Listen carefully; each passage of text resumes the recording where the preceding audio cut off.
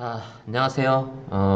여러분들 지금 우리 수업 시간에 ITQ 한글 자격증 시험 문제와 관련해서 지금까지 한 부분 스타일 적용하고요. 그 다음에 2번 문제에 표와 차트 만들었던 부분, 지금 제가 설명하고 있는 이 동영상 강의 자료는 그 올해 2020년 2월 달에 실시했던 기출문제 A 유형 문제를 가지고 제가 설명 강의를 지금 만들고 있는 상황인 거는 여러분들 아마 아실 겁니다. 지난주 수업 시간에 여러분들이 아마 일주일에 3시간 중에 아마 마지막 시간이었을 건데요. 학급별로 마지막 시간에 B 유형 시험지를 배부해서 배운 부분 1번 문제와 2번 문제를 이렇게 스스로 한번 이렇게 연습해서 파일을 작업을 하는 그런 개인 시간으로 이제 조금 이제 운영을 했었는데, 선생님이 이제 왔다 갔다 하면서 이렇게 또 질문 들어오고 하면은 이렇게 좀 봐주면서 그 과정에서 이제 왔다 갔다 하면서 이렇게 쭉 보니까 의외로 이 여러 부분에서 좀 실수로 좀 이렇게 좀 잘 놓치는 그런 부분들이 있어서 그 부분들을 좀 먼저 좀 짚어봐야 될 것 같아요. 자, 일단은 여러분들 ITQ 자격증 시험 공부를 하실 때는 기출 문제가 됐든 문제집 수험서가 됐든 항상 요 수험자 유의사항하고요. 여기에 답안 작성 요령 설명이 있습니다. 네. 수험서 교재 같은 경우에는 이런 부분이 교재 앞부분에 아마 있을 수도 있는데요. 자, 여기에서 여러분들이 한글 프로그램을 새로 이제 시작을 하면 아무것도 없는 하얀색 바탕으로 이렇게 빈 화면이 나타나지 않습니까? 이렇게 이 상태에서 여러분들이 가장 먼저 해야 되는 부분은 바로 이 부분이 되겠습니다. 답안 작성 요령의 공통 부분, 용지 여백은 왼쪽, 오른쪽은 11mm, 그 다음에 위쪽과 아래쪽, 머릿말, 꼬릿말은 10mm, 제보는 0으로 합니다. 라는 이 부분이 있어요. 이것을 항상 먼저 해주셔야 됩니다. 얘를 가장 먼저 설정을 해줘야 돼요. 자, 그럼 이 용지 여백 설정하는 단축키가 있었거든요. 단축키. 뭐였을까요? 단축키. 용지 여백 설정 단축키가 있어요. 자, 이것은 F7이에요. F7. 조금 화면이 작죠? 글씨를 좀 키워드릴게요. 용지 여백을 항상 먼저 설정을 해주셔야 돼요. 이 설명대로. 이것부터 먼저 하셔야 됩니다. 자, 그래서 용지 여백 설정 단축키 F7을 눌러주시면 돼요. 그래서 F7을 누르고 이렇게 편집 용지가 뜨면 왼쪽과 오른쪽은 원래 기본이 30mm로 되어 있는데 얘를 11, 오른쪽도 11. 자, 위쪽과 아래쪽 머릿말, 꼬릿말 이렇게 네 군데는 10으로 바꿔주셔야 돼요. 이거를 안 하시는 분들이 생각 외로 굉장히 많았습니다. 그래서 본인이 시험지를 보시면서 이렇게 문제를 이렇게 작업을 하는데 글씨 배열 위치라든지 이런 것들이 하나도 안 맞는데도 그냥 이 문제 푸는데 급에서 용지 여백 설정하는 걸 좀 잊은 친구들이 많았어요. 그래서 이거를 꼭 먼저 해주셔야 됩니다. 자, 그 다음에 등교 초창기에 제가 설명했던 부분인데요. 자, 시험지는 이 부분입니다. 페이지 9분. 그래서 1페이지에 기능평가 1 해가지고 문제번호 1번, 2번. 그 다음에 두 번째 페이지는 기능평가 2. 세 번째 페이지는 문서 작성 능력평가. 이렇게 세 페이지로 구성을 하라라는 설명이 이렇게 나와 있습니다. 나와 있는데, 자, 잘 보세요. 기능평가 1하고 기능평가 2에는 시험지 보시면 문제번호가 있거든요. 이 문제번호 1점, 2점, 요 문구를 표시를 하라는 얘기예요. 마찬가지로 여러분들 두 번째 페이지 한글 프로그램 실행해서 답안 요걸 작성을 할 때 두 번째 페이지에서는 3번과 4번 문제를 푸는데 답만 쓰는 게 아니고 이렇게 문제 번호를 써야 된다 그 얘기입니다. 그래서 이렇게 하셔야 된다 이 얘기예요. 3번, 4번 문제 번호 뒤에 점을 붙여야겠죠. 기호를. 그 다음에 2번, 1번 이렇게 문제 번호를 붙여야 된다 그 얘기예요. 근데 이 문제 번호를 쓰지 않고 작업하시는 분들이 있었습니다. 자, 그 다음에 1번 문제에서 여러분들이 좀 많이 놓치고 있는 부분들이 뭐냐면 자, 여기다가 작업을 설명을 해드릴게요. 자, 1번 문제를 이렇게 했습니다, 지금. 자, 1번 문제를 적용을 했는데요. 아이고, 글씨가 커졌네요.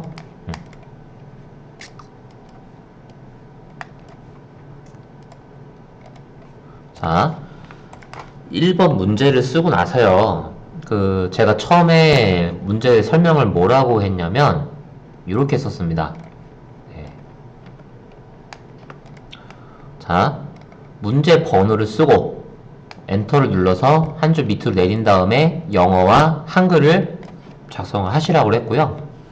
그 다음에 이렇게 엔터 키를 눌러서 좀 미리 이렇게 줄바꿈을 좀 먼저 해놓으라고 했어요. 그러고 나서 요 문장 부분만 마우스로 이렇게 드래그 해서 그 스타일을 적용을 하라고 안내를 했습니다. 자, 이게 왜 그러냐면 문제 번호 1번하고 포함해서요. 2번의 표 차트, 그 다음에 두 번째 페이지 작업할 3번 문제, 4번 문제 이런 식으로 이제 쭉 작업을 요 스타일을 적용한 문장 아랫부분부터 쭉 적용을 해야 되는데 이렇게 엔터를 미리 눌러 놓고 글씨 부분만 마우스로 선택을 해서 스타일을 적용을 하면 번거롭지가 않은데요. 자, 뭐 사람이니까 실수할 수 있겠죠. 엔터를 미리 눌러놓지 않고 스타일을 먼저 바꿨어요. 자, 그러면 이 상태에서 엔터 버튼을 누르면 한 줄 밑으로 내려가면서 줄이 바뀌는데 지금 이렇게 화면에 이렇게 깜빡깜빡 하고 있는 요 마크 있죠? 요거를 커서라고 하는데요. 얘 위치가 어디로 넘어가는지를 확인하셔야 돼요. 자, 요 상태에서 스타일까지 적용은 잘 했어요. 그래 놓고 엔터를 누르면 여기 다음 줄부터는 여기 문제 번호 써있는 이 라인에 맞아야 된다 이 얘기죠. 근데 미리 엔터를 입력하지 않은 상태에서 요 영어와 한글 문장을 스타일을 적용을 하고 나서 줄바꿈 엔터 키를 누르면 요 글자 위치에 이렇게 지금 물려서 지금 내려가고 있는 상황이고, 자, 엔터를 누르고서 이쪽 위를 잘 보세요. 상단의 윗부분에 보시면 여기 지금 글꼴 바꾸는 요런 설정 부분이 있고요. 요 가장 왼쪽에 보시면 요런 지금 요 메뉴가 지금 보일 거예요. 이 부분 메뉴가 보일 건데 얘가 스타일 메뉴입니다. 자, 근데 보시면 원래 기본 스타일은 바탕글이거든요. 바탕글인데 자, 문제는 스타일을 적용을 하고 나서 그 상태에서 엔터키를 누르게 되면 여기 밑에 줄도 역시 이 일렉트릭이라고 하는 여기 2020년 2월달 A 유형 시험지에는 이 스타일이 일렉트릭이라는 이름이었습니다. 우리가 1번 문제를 적용하기 위해서 새로 만든 스타일이 계속 적용이 되는 거예요. 자, 그럼 이 상태에서 뭐 2번 해놓고 쓰게 되면 여기서부터는 이제 글씨 배열이 틀어지는 거죠. 이런 경우에는 감점이 될 수밖에 없습니다. 그래서 여러분들이 만약에 엔터를 미리 입력하지 않고 이 상태에서 먼저 스타일을 정해놨다, 먼저 스타일을 만들어 설정해버렸다, 그럼 일단 엔터키를 눌러야 그 다음 문제부터 작성할 수가 있겠죠. 그래서 엔터를 누른 다음에 단축키를 써도 되고요.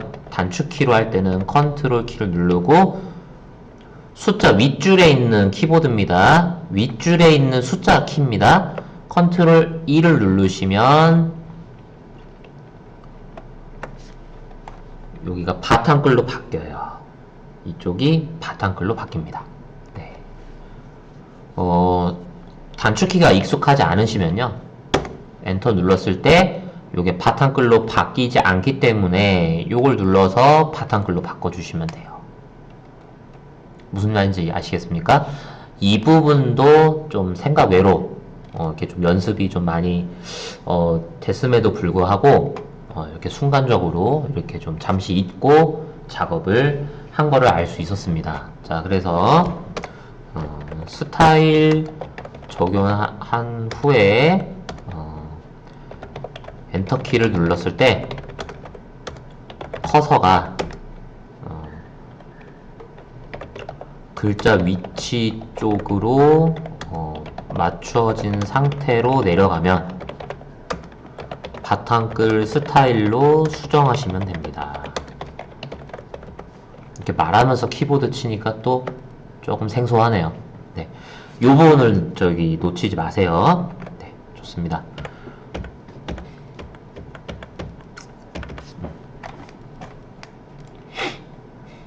자, 2번 문제 보도록 할게요. 자, 2번 문제는 제가 실습실에서 이렇게 쓰는 프린트에는 이게 컬러 프린트가 아니다 보니까 요 노란색 색깔이 이렇게 잘 눈에 보이지가 않는 그런 부분이 있는데 실제로 우리 그 수행평가 뭐 이런 걸 진행을 할 때는 이런 부분 명확하게 보이게끔 처리를 좀 하도록 하겠습니다.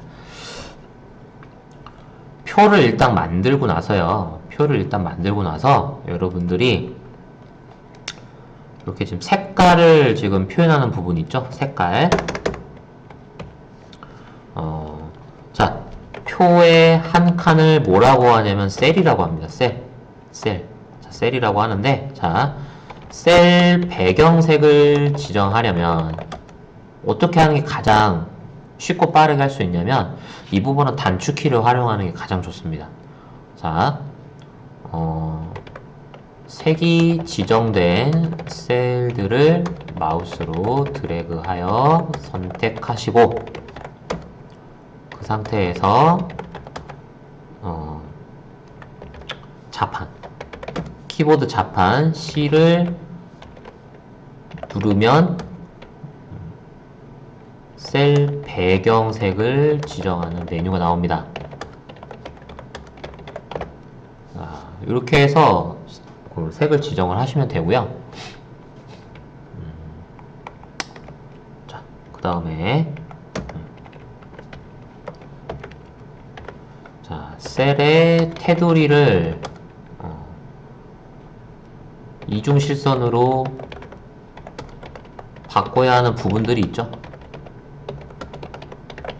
자, 이중실선으로 바꾸려면요.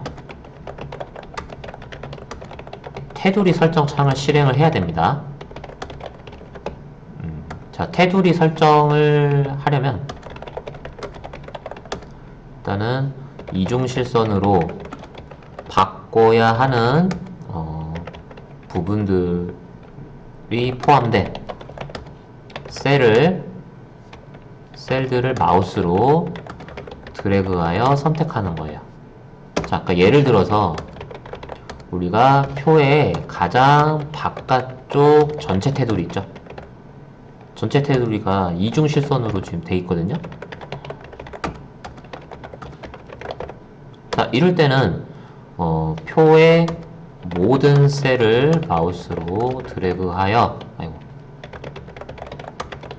선택한 다음에요. 이때 단축키 자판 L을 누르시면 테두리를 지정하는 메뉴가 나와요. 그래서 이중실선 모양으로 선택을 하고 그 선이 어느 위치에 표시되어야 하는지를 오른쪽 부분에 설정을 하시면 됩니다. 자, 일단은 말로 지금 이렇게 자판을 입력하면서 설명해 드렸는데요. 자, 직접 보여드리도록 하겠습니다. 자, 색깔이 지금 이렇게 들어가 있거든요. 그래서 종류부터 지금 이렇게 선택을 먼저 하셔야겠죠. 그런 다음에 단축키로 자판 C를 입력을 하시면 이렇게 셀 테두리 배경이라는 제목의 설정 창이 이렇게 나오게 돼요. 그 탭이 3개로 되어 있습니다. 테두리, 배경, 대각선. 자, 배경으로 가서 처음엔 당연히 색 채우기 없음이라고 떠 있어요. 자, 이걸 색으로 바꾸신 다음에 면색을 이렇게 노란색으로 바꿔주시면 돼요. 그러면은 이렇게 각 칸마다 이렇게 노란색으로 이렇게 표시가 되는 겁니다. 어렵지 않죠? 자, 그 다음에 지금 얘는 이제 문제대로 지금 나와 있는 거니까 잘 보세요. 이중 실선이 표시된 위치를 일단 다 보셔야 돼요. 자, 일단 모든 셀을 이렇게 마우스로 선택을 하시면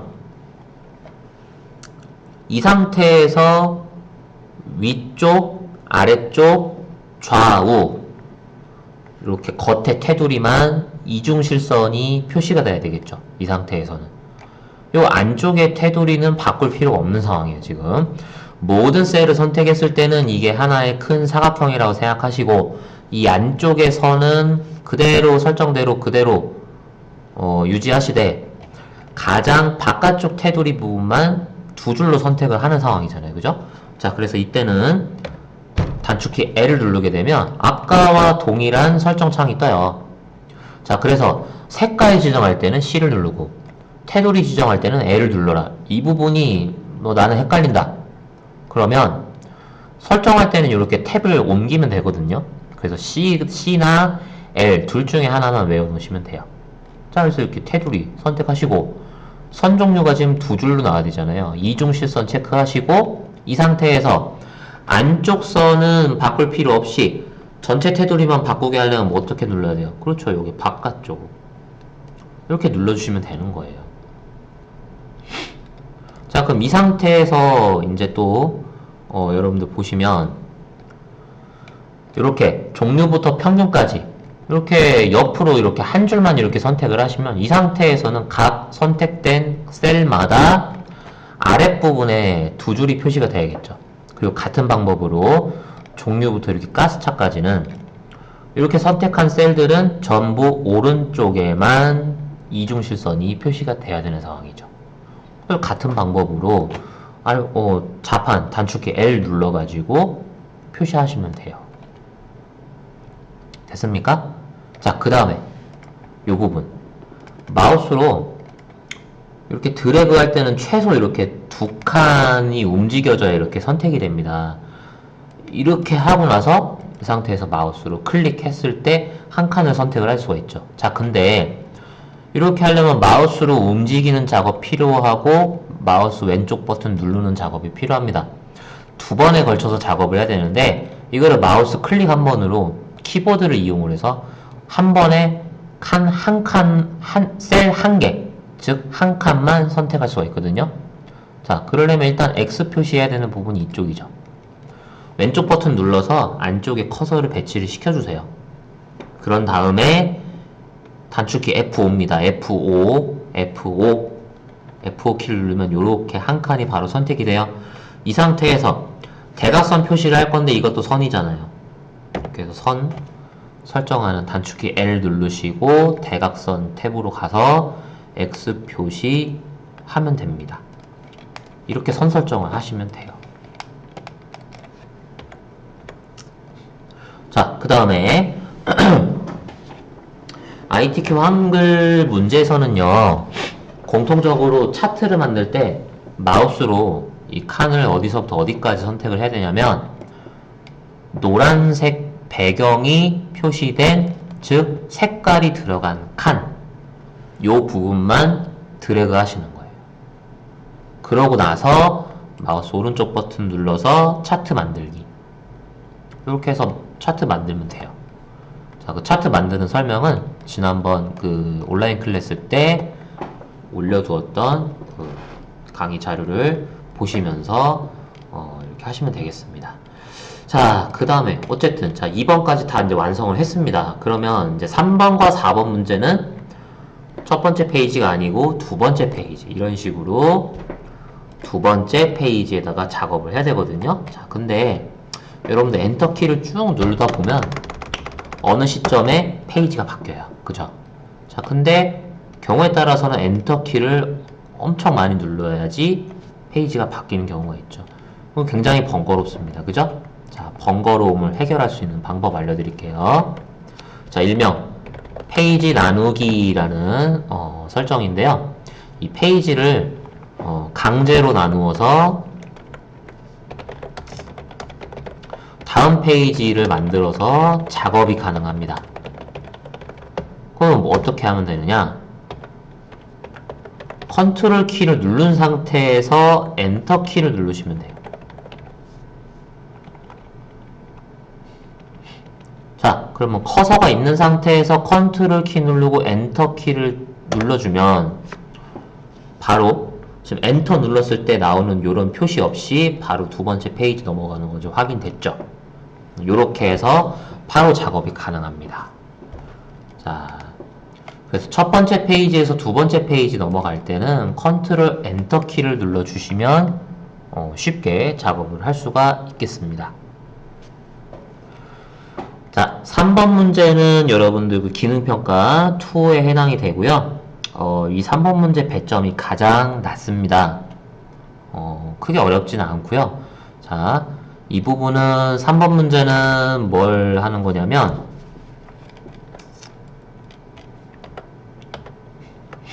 자, 3번 문제는요.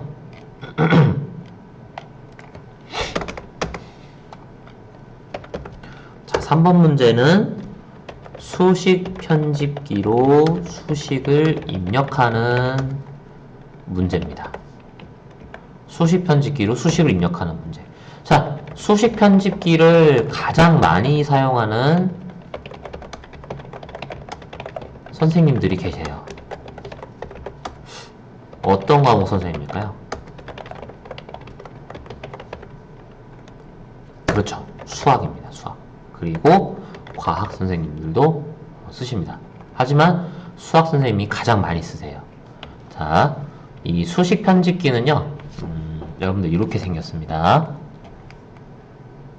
입력에 가보시면,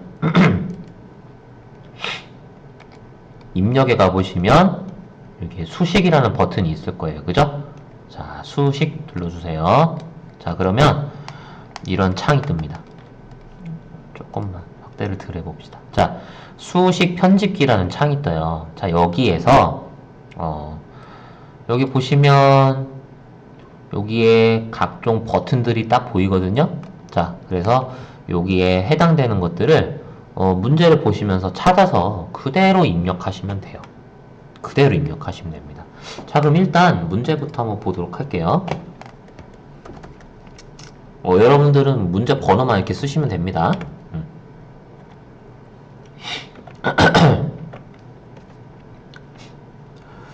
자, 이렇게 1번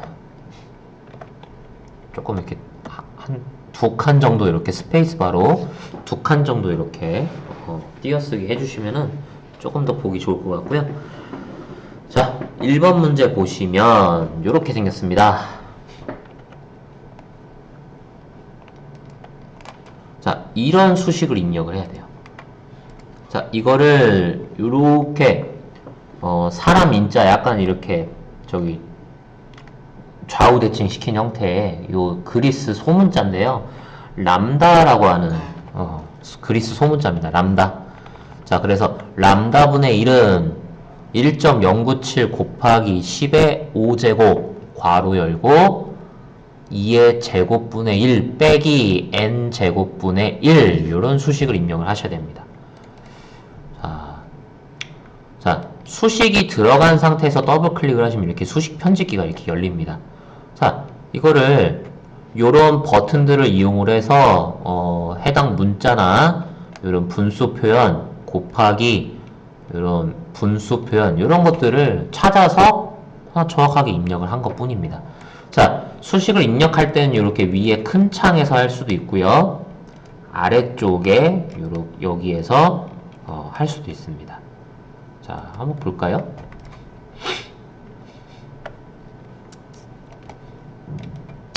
자, 단축키는 수식 편집키 단축키는요. 자, 컨트롤 키를 누른 상태에서 N, M 이렇게 차례대로 누르시면 돼요. 아이고, 컨트롤 키가 안 눌렸네요. 컨트롤 NM. 자, 문제대로 한번 써보도록 할게요. 지금 이거 분수가 먼저 나와있죠? 그럼 여기에서 분수처럼 생긴 아이콘이 요겁니다. 그죠? 그래서 이거 눌러주시면 이쪽에 마우스로 이렇게 네모칸을 누르면 빨갛게 변하고 요때 글씨를 쓸 수가 있어요. 또는 여기 아래쪽에 보시면 중괄호가 이렇게 들어가 있죠. 중괄호 사이에다가 이렇게 키보드로 값을 써도 됩니다. 그리스 소문자예요. 람다라고 하는 녀석입니다. 이렇게. 그 다음에 이쪽 큰 창에서 할 때는 이렇게 끝에 쪽에 이렇게 마우스로 클릭하면 이렇게 커서가 들어가요. 자, 람다는 근데 이게 좀 공간이 너무 좁아 보이죠. 이럴 때는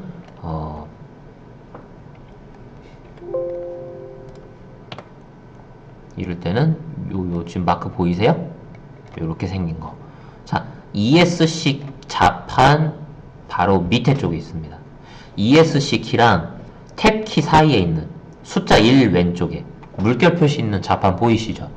그거 그냥 눌러주시면 이런 점이 생기면서 약간 공간이 떨어집니다. 이렇게 해주시면 돼요. 자, 1.097 곱하기는 어디 있을까요? 플러스 마이너스 써있는 부분에 있을 것 같습니다. 곱하기는 이렇게 밑에서 작업할 때는 영어로 times라고 써주시면 돼요. 자, 10, 그 다음에 5제곱인데 이 5가 위쪽에 조그맣게 나와있죠. 이런 형태로 입력할 수 있는 버튼은 맞습니다. A에 이렇게 네모 위에 조그맣게 나와 있는 거. 자, 위첨자라고 써있죠. 자, 이렇게 하고, 아이고, 죄송합니다. 다시. 잘못 눌렀네요. 자, 10에 이렇게 써야 되는데, 자, 5.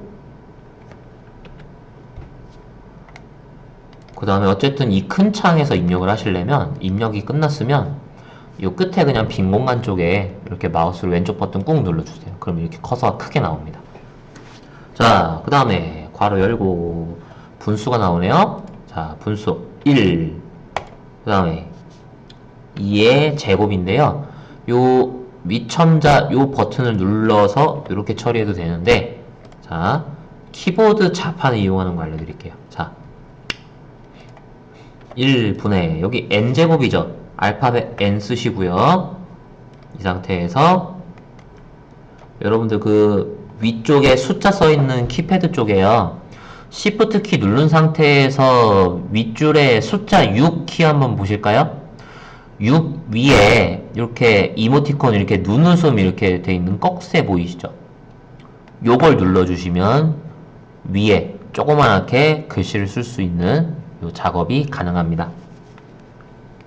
이렇게 해놓고 괄호 이렇게 닫아주시면 돼요. 쉽죠? 물론 처음에는 어려울 수 있습니다. 자, 띄어쓰기 스페이스바 키를 쭉 누르면은 좀 많이 입력을 해야 되는 번거로움이 있죠. 이거를 조금 그래도 좀 편하게 하려면 탭 키를 누르면 이렇게 듬성듬성 이렇게 떨어집니다. 이렇게. 자, 2번 문제 보도록 할게요. 자, 요거는 또 수학에서 많이 나오는 기호인데요. 자, 컨트롤 NM 누르시고 이렇게 지렁이처럼 생긴 거 있죠. 이거를 이제 인테그랄이라고 해서 적분기호라고 하는데요. 자, 바로 여기 있네요. 이거 한번 눌러볼까요? 이게 모양에 따라 다 다릅니다. 저희가 하나짜리니까 하나 눌러주시고, 자, 그러면은 아래쪽 숫자, 위쪽, 그 다음에 여기 가운데 이렇게 쓰는 부분이 있는데, 아래쪽은 여기에 첫 번째 중괄호 사이, 그 다음에 위쪽 괄호는, 위쪽 네모칸은 두 번째, 그 다음에 여기 큰 부분은 세 번째예요. 여기 중괄호 사이다 해도 되고요. 이렇게 네모칸 클릭 하면서 써도 되고요. 자, 소문자 A 어디까지? 소문자 B. 그 다음에 여기 네모칸 누릅시다. 자, 대문자 A 괄호 열고 x-a 괄호 닫고 다시 괄호 열고 x-b 괄호 닫고 dx 스페이스바 누르면은 자, 잘 보세요. 여기에서 스페이스바를 누를 때 이쪽에 이렇게 물결 표시 쪽에 이렇게 점 찍혀 있는 이 모양이 들어가는 거 확인할 수 있습니다. 자, 이렇게 눌러주시고 는 마이너스 너무 붙어 있죠? 자, 이 마크 붙여주시고 마이너스 분수 대문자 A 분자는 대문자 A 분모는 6 그 다음에 괄호 열고 B-A에 Shift 키 누르고 숫자 키 6 써있는 쪽 누르면 이렇게 눈웃음 표시 요 꺽쇠기 요가 들어가면서 자연스럽게 여기에 지수 표현 조그만한 숫자 쓸 수 있게 이렇게 나오게 됩니다. 이렇게 하고 확인 누르시면 돼요. 어렵지 않습니다. 자, 근데 이 수식 문제는요, 꼭 나오는 것만 나오는 건 아니에요. 어떤 경우에는 좀 복잡한 게 나올 수도 있고요. 근데 어쨌든 요점은 이 수식 편집기 창을 눌렀을 때 이렇게 뭐 알파벳 위에 이렇게 화살표가 들어간다든지 내지는 우리 수학 중학교 아마 3학년 때 배웠을 건데요. 이렇게 루트 기호 들어가 있는 거라든지 그 다음에 여기에 이런 마크라든지 그 다음에 리미트라고 하는 이런 극한 표현 그 다음에 여기에 행렬 여기는 저기 괄호 표현이고 여기에 행렬 이런 행렬 표현 그 다음에 여기 대문자 이건 보통 그리스 문자인데요. 대문자, 소문자 뭐 이런 것들 부등식 기호 이건 집합 기호네요. 죄송합니다. 그리고 이렇게 사칙연산 기호 같지 않다 등등등 이렇게 눌러 보시면 뭐 화살표도 보이고요. 뭐 이런 특수 기호들 다 이렇게 확인할 수가 있습니다. 자.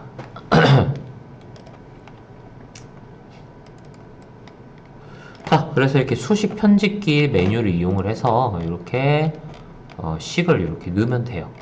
어떻게 지금 보면은 1, 2, 3, 4번 문제 중에서 이 친구가 가장 난이도가 낮은 그런 유형의 문제가 되겠습니다. 자, 그 다음에 4번 보도록 할게요. 4번. 자, 4번 보시면, 자, 4번 보시면, 이렇게 가장 바깥, 안쪽에 이렇게 지금 도형들이 겹쳐 있는데, 이렇게 겹쳤을 때 뒤로 들어간 도형들도 있고요. 앞으로 나온 도형도 있고요. 자, 여기에 보시면, 이렇게 파란색 바탕으로, 이쪽 양쪽 테두리가 이렇게 원형으로 되어 있는 것도 있고, 이렇게 모퉁이 부분만 이렇게 둥그렇게 나와 있는 표현도 있고, 뭐 여러 가지 도형들이 있습니다. 또 얘 같은 경우에는 점선으로 되어 있고요. 그 다음에 친환경 자동차라는 글자, 이렇게 가운데 이렇게 리본처럼 이렇게 넓어졌다가 좁아졌다 다시 넓어지는 이런 형태로 글자 이런 것도 있고 굉장히 다양한 도형들이 지금 배치가 되어 있습니다. 자, 그래서 이 문제는요, 4번 문제는 난이도가 있을 수밖에 없는 게 작업 시간이 오래 걸립니다.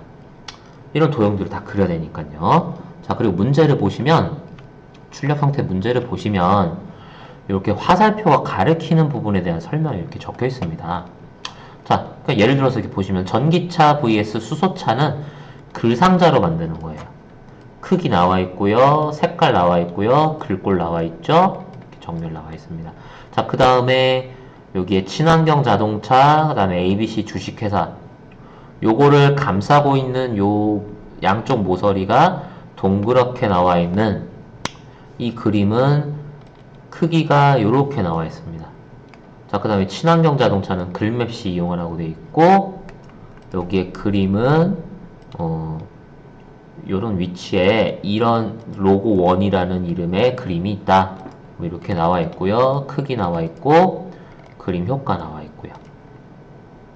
자, 하이퍼링크를 이렇게 뭐 표시해라 이런 내용도 있고요. 그 다음에 여기 지금 이렇게 가려져서 뒤로 들어간 가장 큰 도형, 이렇게 테두리 쪽으로 이렇게 가보시면 여기 크기 나와 있고요. 그 다음에 글 상자를 이용을 해서 선 종류를 점선이나 파선으로 해서 뭐 면색은 색 없음 표시하고 이런 설명들이 쭉쭉쭉 나와 있습니다. 자, 그 다음에 이쪽에 직사각형 그릴이 두 가지 나와 있고 크기가 조금씩 다릅니다. 12mm 곱하기 12mm가 여기 안쪽에 있는 숫자, 요걸 얘기하는 것 같아요. 자, 그래서 화살표가 가리키고 있는 도형이 뭔지를 잘 보시면서 작업하시는 부분이에요. 어렵지는 않으나 아무래도 처음 해보는 거다 보니까 시간이 좀 오래 걸릴 것 같습니다.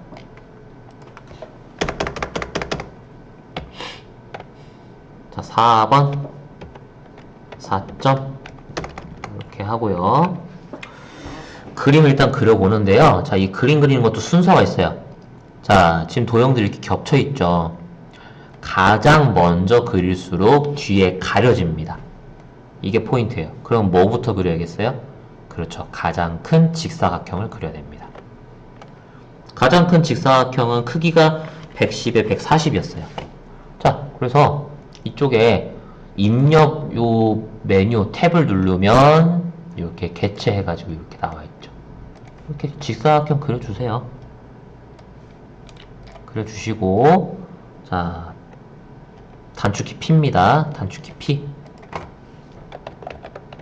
여기서는 단축키 P를 많이 쓰셔야 돼요. 얘가 뭐냐면 개체 속성이에요. 개체가 뭐냐? 이런 거 도형들을 하나의 개체라고 얘기를 하는 겁니다. 이런 수식도 하나의 개체가 될 수 있어요. 네. 단축키 P입니다. P 누르시고 크기 나와 있죠. 110에 140 크기 고정. 채우기는 자 4번 문제 조건 보시면 지시사항이 없으면 색 없음을 제외하고 서로 다르게 임의로 지정하시오 되어 있습니다. 색깔은 설정하란 얘기예요. 다만 서로 겹치지 않게 하란 얘기입니다. 문제 요즘 컬러로 되어 있는데요. 저희 문제에 맞게 보통 이렇게 좀 비슷하게 해보도록 합시다. 뭐 이렇게 색깔 설정해 주세요. 자, 110mm와 140mm로 되어 있는 요 직사각형 큰 거 하나를 일단은 배치를 했고요. 자, 그 다음에 위에 보시면 전기차 vs 수소차. 자, 요 부분입니다. 글상자예요. 글상자는 이렇게 생긴 게 글상자입니다. 요렇게. 그 다음에 가로 줄 그어져 있죠? 얘는 글씨가 가로로 나오는 글상자. 기억 아이콘에 세로 줄이 그어져 있어요. 얘는 세로 줄로 나오는 글상자. 당연히 가로 글상자겠죠. 이렇게 어느 정도 이렇게 대강 이렇게 겹쳐서 그려주세요. 어차피 크기랑 이런 거 설정 새로 해야 됩니다. 개체 속성 P 누르시고요. 기본에 가면 글상자는 105mm에 15mm 높이로 설정해 주시고요. 채우기로 가서요. 채우기 면색을 파랑으로 바꿔주세요. 면색을 파랑. 자, 근데 여기 파란색이 없죠? 그러면 여기 삼각형 누르신 다음에 여기 기본 색상은 오피스 있습니다. 오피스에 파랑. 정렬은 수직 수평 가운데예요. 수직 수평 가운데. 자, 그래서 여기 글상자 탭으로 가시면 이쪽 가운데 쪽에 속성에 세로 정렬 있죠? 이거를 가운데 걸 눌러주시면 돼요. 자, 설정 이래 놓고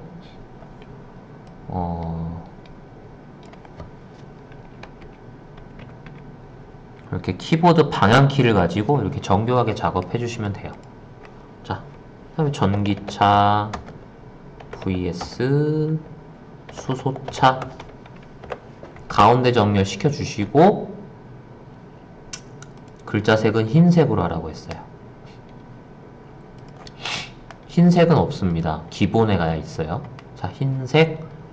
자, 그 다음에 글꼴은 궁서에 24포인트였어요. 궁서에 24포인트.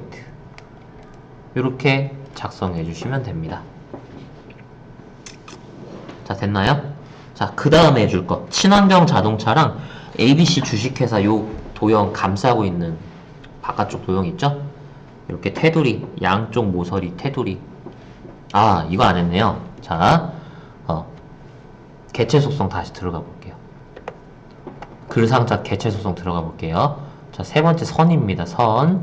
자, 보통 직각으로 되어 있거든요. 자, 근데 이게 양쪽 끝이 동그랗게 되어 있죠. 그래서 반원으로 설정하시는 거예요. 아, 이 부분을 깜빡했습니다.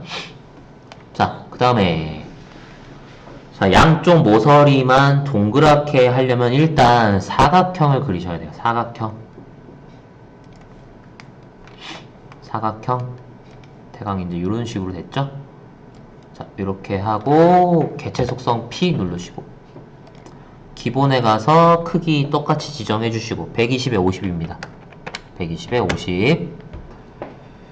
자, 그리고 선으로 가셔서요. 둥근 모양으로 바꿔주시면 되고 채우기로 가서 색깔을 이렇게 구분 짓게만 해주시면 될 것 같아요.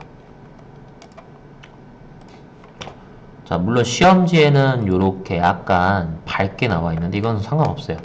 임의로 하란 얘기는 여러분들 하고 싶은 대로 하시라 그 얘기입니다. 자, 뭔가 이게 위치가 좀 안 맞는 것 같죠? 이럴 때는 마우스로 움직이면 되는데 어느 정도 정교한 작업을 할 때는 키보드로 움직이는 게 제일 좋습니다. 자, 글맵C 한번 써볼게요. 글맵C. 글맵C가 어디 있냐면 이쪽에 있네요. 그죠? 입력에 글맵식 눌러볼게요. 글맵식. 자, 내용을 입력해 보겠습니다. 친환경 자동차. 자, 나비 넥타이 모양을 적용하래요. 나비 넥타이라는 이름인데요. 똑같이 생긴 거 있죠?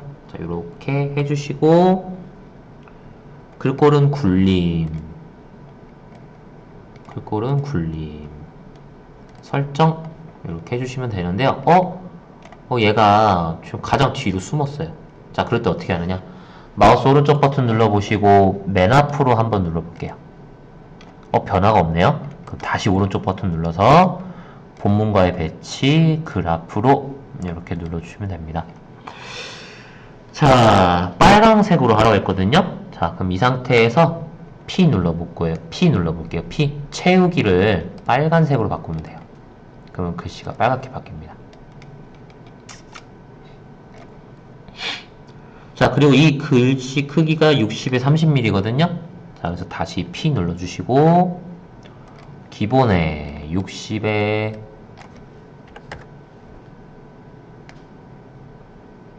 30 이렇게 하고 설정 눌러주시고 이렇게 글씨 배열은 시험지랑 비슷하게 맞춰주시면 됩니다. 자, 글씨, 요 글맵시로 설정한 거를 하이퍼링크를 달 때도 있고요. 옆에 그림에다가 하이퍼링크를 할 때가 있습니다. 자, 지금 이 문제는 ABC 주식회사라는 그림이 들어가야 되고요. 여기에 그 설명선을 따라서 이동해 보시면 하이퍼링크를 적용하라고 되어 있습니다. 자, 이 하이퍼링크는 가장 마지막에 할 거예요. 자, 일단은 그림을 배치해 보도록 합시다. 자, 그림을 배치할 때는 자, 컨트롤 키 누른 상태에서 N, I 이렇게 누르시면 돼요. 자, 컨트롤 N, I를 눌러서요. 자, 그림을 찾아서 배치하도록 합시다. 자, 어디가 있을까? 아이고, 이거 아닌데. 잠시만요.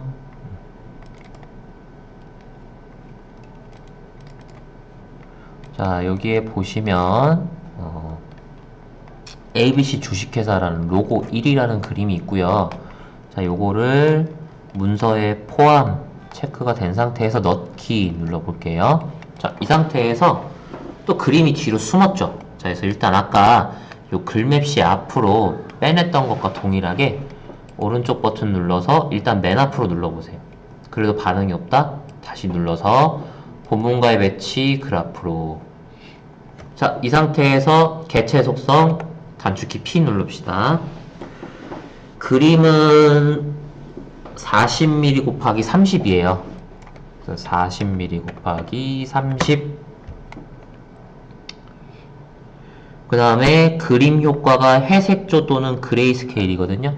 자, 그림 탭으로 가서요. 아래쪽에 보시면 회색조라고 있어요. 회색조. 회색조가 영어로 그레이스케일입니다. 회색이 영어로 그레이죠. 네. 이렇게 해주시고요. 그 다음에 이거를 이렇게 배치하면 되고요. 그 다음에 이 상태에서 마우스 오른쪽 버튼 누르면 하이퍼링크라고 있어요. 자, 근데 이건 맨 마지막에 한다고 했어요. 이따가. 자, 그래서 일단은 넘어가도록 하고, 그 다음에 남은 거는 이 부분입니다. 요거랑 요거. 그 다음에 1, 2, 3 요거. 자, 얘랑 얘 한 줄 만들고 나서요. 얘를 복사해서 같은 간격으로 붙여넣기를 할 거예요. 그리고 글씨만 수정하는 방법으로. 자, 그래서 일단은 사각형 그려주시고 개체 속성 P 눌러서요. 색깔이 일단 다 달라야 됩니다. 여기 문제처럼 색깔이 좀 미세하게 다 다르죠. 네. 크기가 15mm 곱하기 15가 되겠죠. 15mm 곱하기 15 채우기 면색을 이렇게 아무거나 해주시고요. 설정. 그 다음에 다시 안쪽에 이렇게 조그만하게 이렇게 해주시고 P.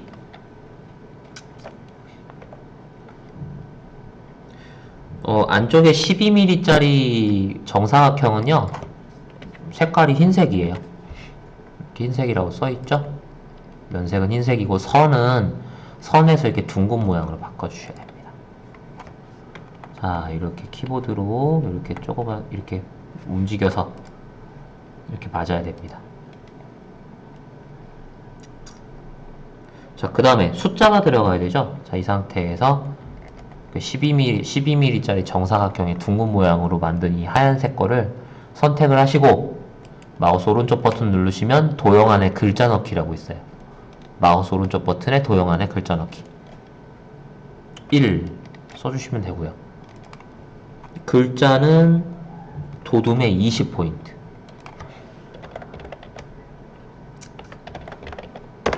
도둠의 20포인트.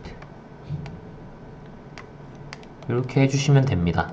자, 그 다음에 가로글 상자 얼추 높이는 대강 이렇게 비슷하게 맞춰 보시고요. 자, 개체 속성 P 눌러서요. 기본에 가서 그 상자 선 종류는 점선 또는 파선이고 면색은 색 없음. 그 다음에 글꼴 도둠의 18포인트 정렬 수평수직 가운데 이렇게 돼 있는데요. 이렇게 높이는 얼추 이렇게 맞추면 될 것 같아요.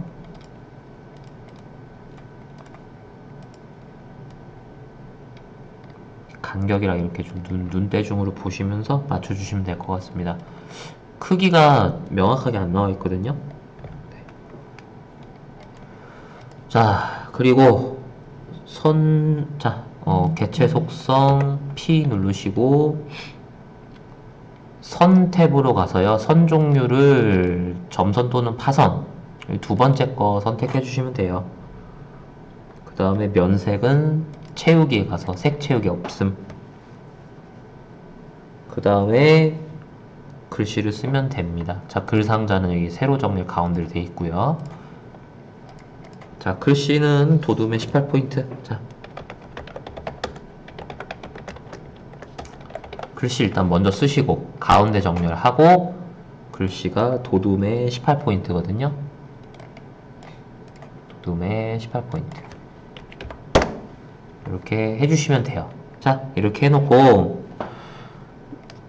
여기 얘, 이 친구, 이렇게 3개. 3개를 한꺼번에 선택을 할 건데요. 그러려면, 여러분들 일단 이렇게 하셔야 돼요. 메뉴를 확대해서 보여드릴게요. 위쪽에 보시면 여기 개체 선택이라고 있어요. 얘를 먼저 눌러주세요.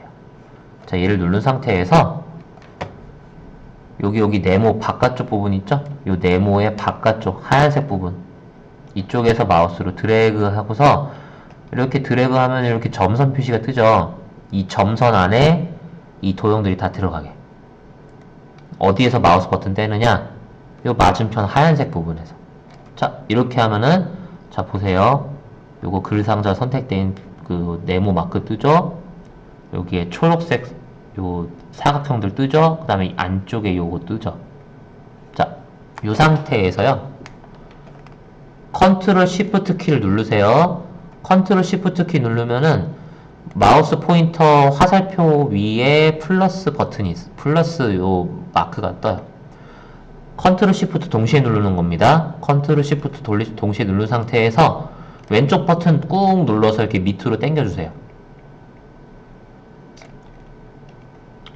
자, 컨트롤 시프트 키 계속 누른 상태에서 또 왼쪽 버튼 눌러서 이렇게 간격이 이렇게 맞게 이렇게 해주세요.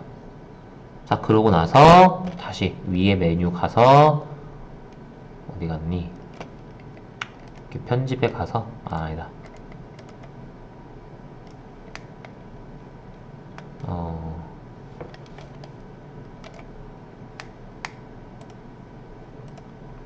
자, 이렇게 가서 이렇게 마우스로 이렇게 바깥 부분에 하얀 부분 아무데나 클릭하면 다시 원상복구가 됩니다. 그래서 여기 밑에부터는 글씨를 수정하시면 돼요.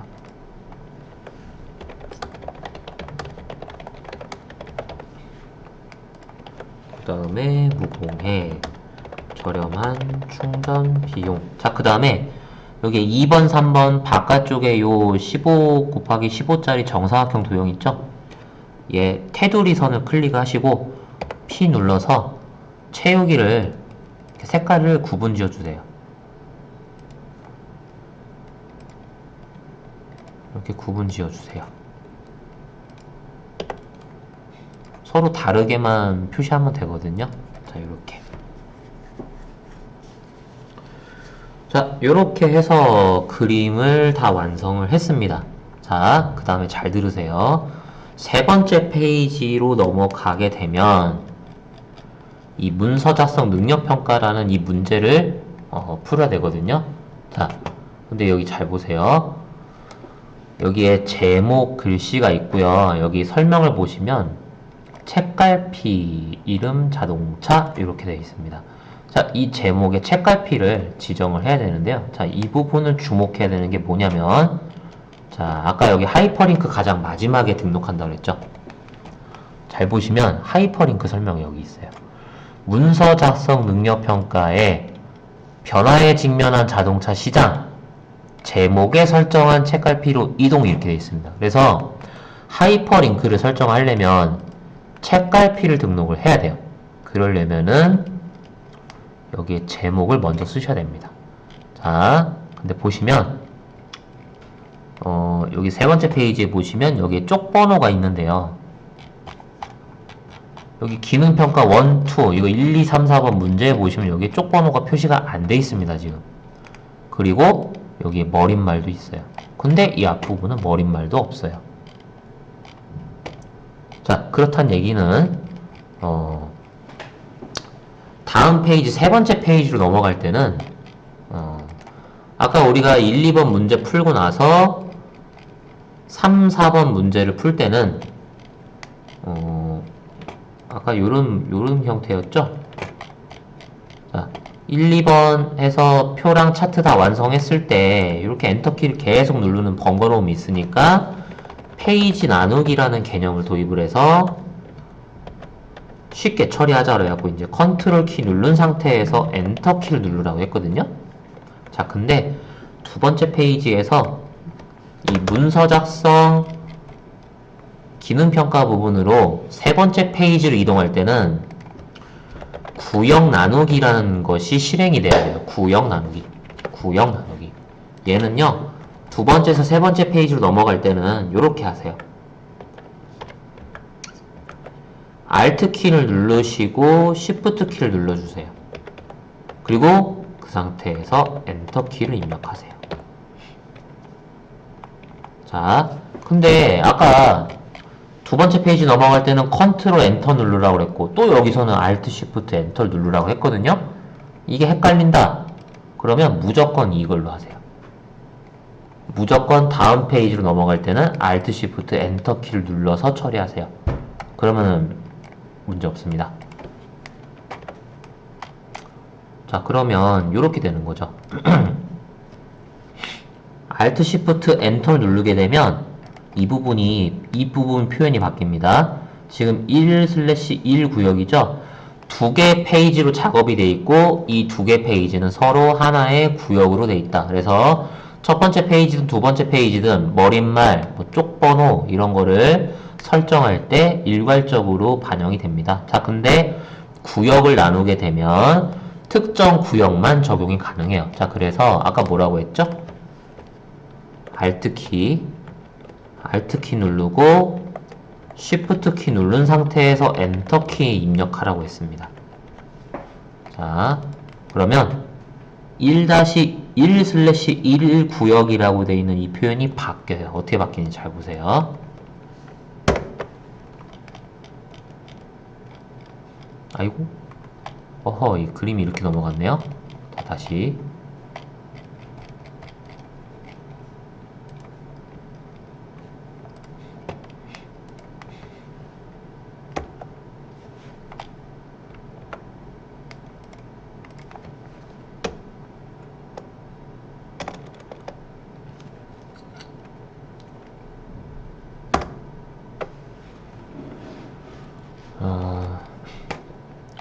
자, 이 상태에서 Alt Shift Enter를 누르게 되면 어떻게 바뀌어요?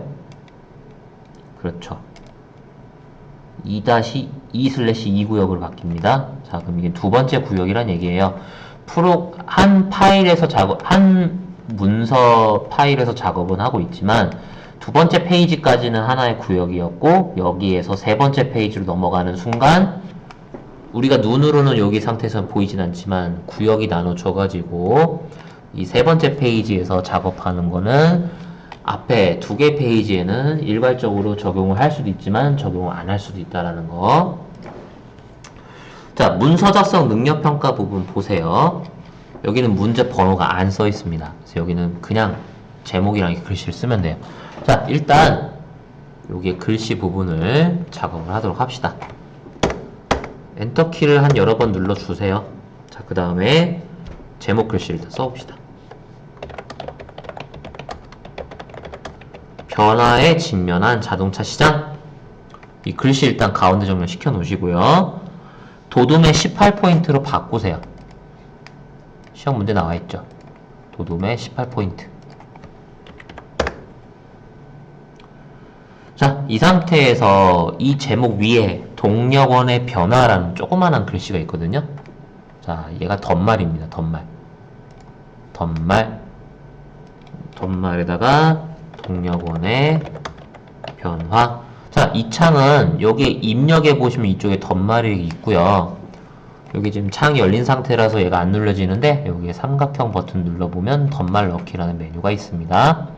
덧말 위치 보통은 위에 있어요. 이렇게 해서 넣기. 됐습니까? 자, 그리고 변 앞 글자로 이렇게 마우스 눌러서 변 앞에 커서를 이렇게 옮겨 놓으시고요. 책갈피를 넣을 겁니다. 책갈피. 아유, 여기 또 그림이 또 바로 보이네요. 책갈피 이름은 자동차라고 되어 있습니다. 자동차 넣기. 이 작업을 먼저 하고 난 다음에 여기에 두 번째 페이지 그림 가서 하이퍼링크를 적용하면 돼요. 자, 다시 두 번째 페이지 ABC 주식회사 그림 마우스로 클릭하세요. 오른쪽 버튼 눌러보시면요. 하이퍼링크라는 메뉴가 보입니다. 눌러볼게요. 연결 종류가 한글 문서라고 되어 있죠. 요거를 이쪽에 보시면 자동차 넣기 이렇게 되어 있습니다. 자, 그러면 보세요. 하이퍼링크가 올렸다는 얘기는 클릭했을 때 어디로 이동을 할 때 처리하는 게 하이퍼링크고요. 하이퍼링크가 설정이 돼 있다는 얘기는 이렇게 손가락 모양으로 바뀌어요. 그래서 눌러보면 이렇게 커서가 이렇게 놓인 위치로 이동을 하게 됩니다. 이거 처리를 맨 마지막에 하는 거예요. 자, 그 다음에 여기에서는 일단 글씨부터 쭉 쓰세요. 글씨부터 쭉 쓰세요. 여기에 지가 크다고 해서 뭐 이렇게 어떻게 해야지 이게 아니라 일단 글씨부터 쭉 쓰십시오.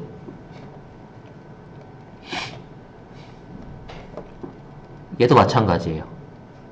얘도 마찬가지예요. 얘도 일단 글씨부터 쓰시고요. 이 설명대로 이렇게 적용만 하면 됩니다.